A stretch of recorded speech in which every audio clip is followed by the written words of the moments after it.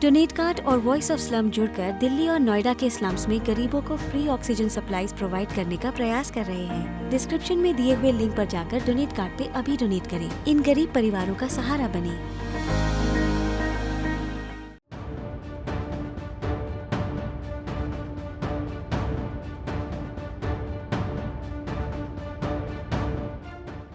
गलवान में भारतीय सेना से धूल चाटने के बाद भी चीन अपनी चालबाजियों से बाज नहीं आ रहा।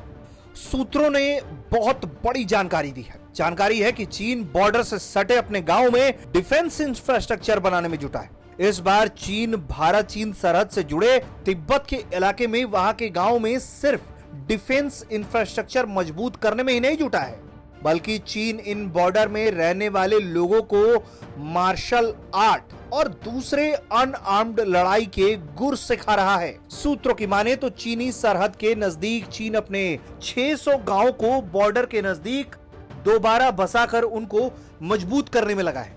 चीनी सरहद के जिन 600 गांव को दोबारा से बसाया जा रहा है, उन गांव में आधुनिक व्यवस्था तो दी जा रही है, साथ ही इस इलाके में पीपल्स लिबरेशन आर्मी अपनी डिफेंस पोस्ट, डिफेंस टावर भी मजबूत कर रहा है। यही नहीं, चीन भारत की सरहद के नजदीक मौजूद अपने इन गांवों को 2021 के अंत तक तिब्बत के मौजूदा शहरों से हाईवे के जरिए जोड़ने का प्लान तैयार कर रहा है।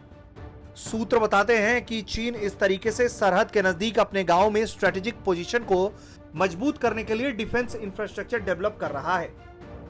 साथ ही यहां पर अपनी डिफेंस और ह्यूमन इंटेलिजेंस को मजबूत करने के लिए इन गांवों को आधुनिकीकरण भी कर रहा है। 2017 में डोकलाम में भारतीय सेना के हाथों मुंह की खाने के बाद से ही चीन के राष्ट्रपति शी जिनपिंग हरकत में आए थे। उन्होंने तभी तिब्बत से जुड़े बॉर्डर के इलाके में बॉर्डर डिफेंस विलेज बनाने की शुरुआत की थी। सूत्रों की माने तो चीन का गांव बसाने के पीछे का मकसद तिब्बत और बाकी दुनिया के बीच एक ऐसा सुरक्षा बैरियर बनाना है जो अभेद्य किले की तरह हो।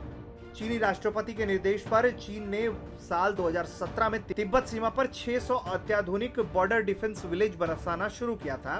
अक्टूबर 2019 में चीन ने सीमा पर गांव के निर्माण को तेज करने का ऐलान किया, जिसको लेकर इस साल 2021 तक पूरा कर लेने की बड़ी योजना है। सूत्र बताते हैं कि चीन इस प्रोजेक्ट को तीव्रता देने के लिए चाइनीज कम्युनिस्ट पार्टी के कैडर से जुड़े इन्फ्लुएंशियल लोगों को गांवों में रहकर उनके इन गांवों में ग्रामीण लोगों को रुकने और अनआर्म्ड ट्रेनिंग देने के लिए सारी व्यवस्थाएं भी मुहैया करा रहा है। अब आपके मन में सवाल होगा कि भारत इसका जवाब कैसे देगा, तो अब ये भी जानिए।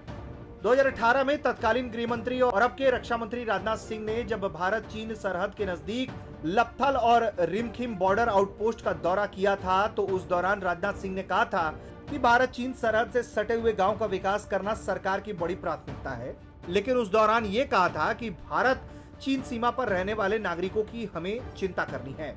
बॉर्डर के गांवों में रहने वाले लोग देश के लिए स्ट्रेटेजिक असेट्स हैं। जानकार मानते हैं कि 2018 में भारत चीन सरहद पर राजनाथ सिंह के दौरे के बाद से उन्होंने जो बयान दिया था, भारत चीन सरहद पर रहने वाले गांवों के लोगों का विकास करना उनकी बड़ी प्राथमिकता है। यानी ये वो लोग हैं जो किसी भी तरीके से चीन की मूवमेंट की जानकारी देने में सक्षम हैं। जितेंद्र बहादुर सिंह, भारत तक।